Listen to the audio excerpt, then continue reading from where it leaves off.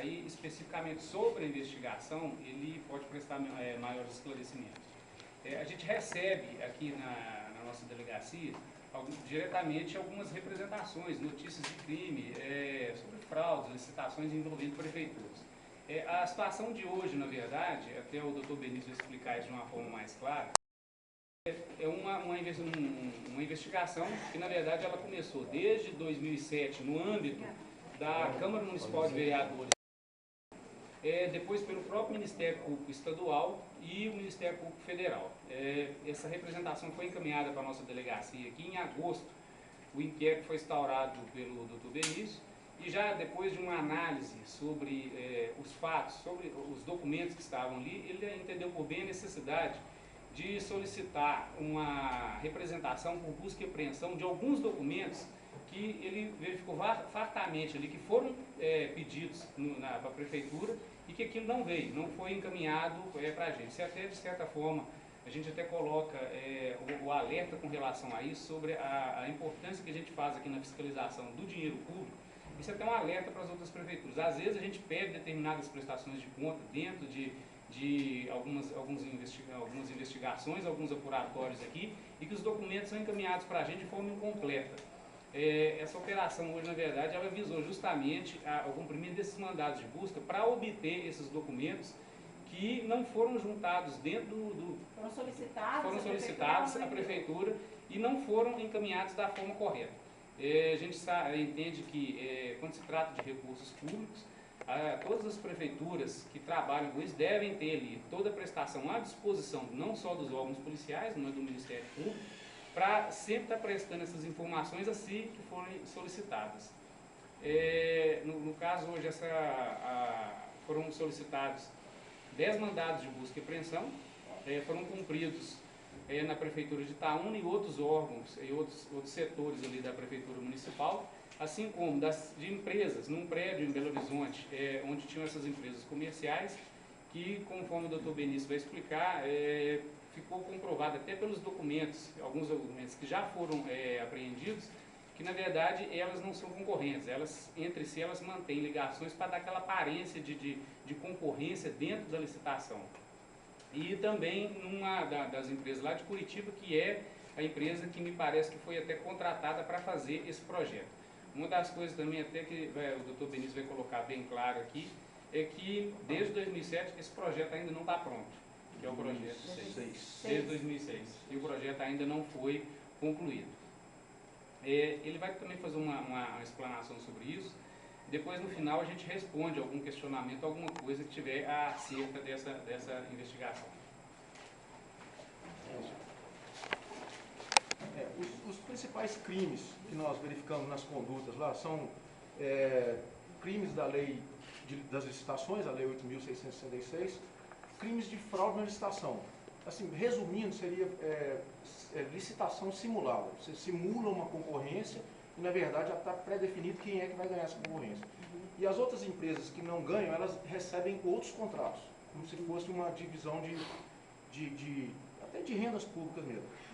E tem também desvio de verba pública. Agora, até me adiantando, não é desvio de verba pública para dizer assim, tal agente público embolsou dinheiro, não é isso.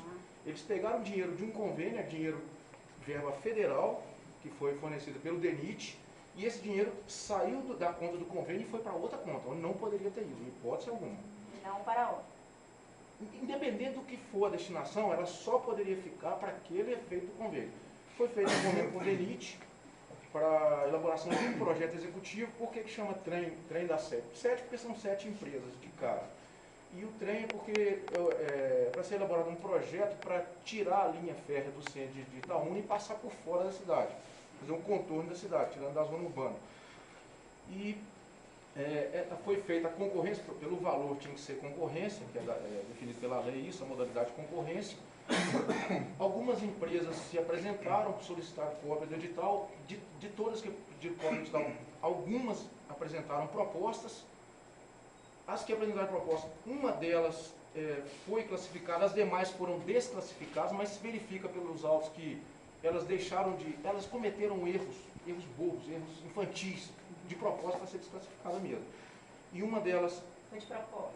de proposta. Existe a possibilidade da prefeitura ter acompanhado esse processo ou não? Isso independe da prefeitura nesse processo? Não, veja, a prefeitura ela não agiu com a lisura e na legalidade que era necessária. Isso é visível nos autos. Exemplo, a lei manda publicar no Diário Oficial da União, por ser um acordo com verba federal, manda publicar num jornal de grande circulação. O que eles publicaram? Num jornal local, totalmente desconhecido. Em vez de publicar num jornal de grande circulação, que seria pelo menos um jornal que tivesse circulação no estado de Minas, se não no Brasil todo. Quanto ao Diário Oficial, publicar no Diário Oficial do município, e a lei manda publicar no Diário Oficial da União. Então eles cometeram uma falha grave na divulgação, na publicização disso aí. E as empresas, nós verificamos o seguinte: a empresa de Curitiba, ela foi a vencedora. Ela indicou para representá-la na abertura das propostas o sócio-gerente da outra concorrente, que estava tentando derrubar ela, a proposta, teoricamente. Então, assim, teoricamente eram todos concorrentes, tal, corrente de si, uma tem um diretor, a outra responsável técnica é diretor daquela, da primeira, e por aí vai. Quase todas estão sediadas no mesmo edifício em Belo Horizonte, onde houve a busca, é um dos locais onde houve busca. O edifício pertence a uma delas e as outras estão sediadas lá, possivelmente alugando salas. Nós encontramos 3 empresas compartilhando a mesma sala, no último andar do edifício. E após a contratação e tudo, era um período de 210 dias para concluir o projeto. E isso, em vez de concluir o projeto, a empresa foi alegando dificuldades e o contrato foi sendo prorrogado com um aumento de custo para os cofres públicos. E vem sendo prorrogado até hoje. Notícia que a gente tem é que não foi concluída ainda. São 4 anos e meio para uma coisa que deveria durar 7 meses. Agora, esse dinheiro que já foi disponibilizado, esse 1.500.000, onde que ele foi parar? E o desvio de verba, na verdade, já vou falar, o desvio de verba, na verdade, é o seguinte: a prefeitura tirou a parte dela, que tinha que ficar no convênio, que ela tem a participação dela. Ela tirou e levou para outra conta dela de gastos gerais. E o dinheiro foi pago em parcelas. E o convênio exige prestações de contas periódicas, mensais. Não só eles demoraram a fazer as prestações de contas, demoraram muito, como as prestações eram incompletas, eram inadequadas e só diziam que o projeto não estava pronto. E mesmo assim o DENIT continuou liberando as parcelas. Não só liberando, como permitiu um aumento sob a justificativa de que não havia terminado. Eu não terminei, então eu preciso de mais dinheiro. Então, não terminou, então eu vou dar mais dinheiro. E aumentaram, então, dentro da lei de licitação, permite um aumento de até 25% no valor original do contrato. O prefeito negou que, apesar disso tudo, ele acredita que a obra comece efetivamente no próximo início de ano. Só quer dizer que com isso tudo, esse processo fica suspenso, cancelado? Não, obra, veja bem, nós não estamos falando de obra aqui, nós estamos falando de elaboração de um mero projeto. Sim, papel, que, projeto. Apesar disso... O projeto, ele é um primeiro passo para uma administração pública fazer uma nova licitação e contratar alguém para fazer a obra, com o projeto na mão. O projeto não foi feito. O projeto, um engenheiro senta e desenha uma linha. Nem o projeto foi feito. Agora, os tipos penais, quer dizer, os crimes que nós apuramos lá, eles já foram cometidos no passado, segundo a gente está verificando. É a nós segunda vez que a prefeitura é investigada, né? Nesse caso... Pela Polícia Federal, é a segunda vez que a prefeitura é investigada. Não, nesse caso... Não, tem um outro caso, a operação... Não. Especificamente, nesse caso, foi só nesse inquérito. Até respondendo a pergunta com relação a essa questão da obra, a questão da obra, a licitação, essa é uma outra situação que ainda não envolve o que está dentro desses autos aqui. Os autos dizem que isso paralisa o processo de elaboração do projeto. O projeto não está pronto. Exatamente. O projeto não tem obra. Não tem como fazer a obra, não tem nem como licitar a obra. Agora, pelo que o senhor falou aí, que o DENIT, além de liberar parcelas, ainda permitiu aumento. Então, isso quer dizer que tem envolvimento, pode ter envolvimento de funcionário? Olha, é possível. Nós temos algumas evidências, algumas provas nessa direção. Que o DENIT, percebendo que o projeto não era concluído e a prefeitura solicitando novas prorrogações, ele estava autorizando a si mesmo, com falhas na prestação de contas. Há evidência nesse sentido, nós vamos ter que aprofundar. Tinha que ter prestação de contas, não tinha uma conta prestada e liberada. As outras empresas, é interessante. Uma empresa foi contratada para analisar a proposta dessa que ganhou, para analisar a proposta, coisa que é dever legal da comissão de licitação. A comissão de licitação terceirizou isso por uma das outras empresas, uma que não ganhou a concorrência.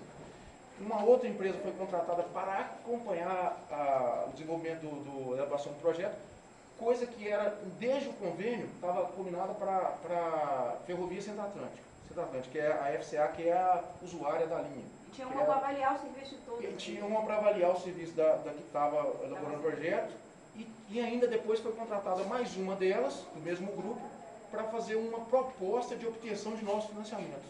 Então, assim, todas estavam interligadas. Todas interligadas. E não só nós temos isso, mas a busca agora é para comprovar isso. Dentro disso tudo, o prefeito pode se afastar? O prefeito, veja bem, até o presente momento, nós não temos nos autos provas concretas para a participação do prefeito. Nós temos, por exemplo, ele que assinou o edital, ele que assinou os ofícios.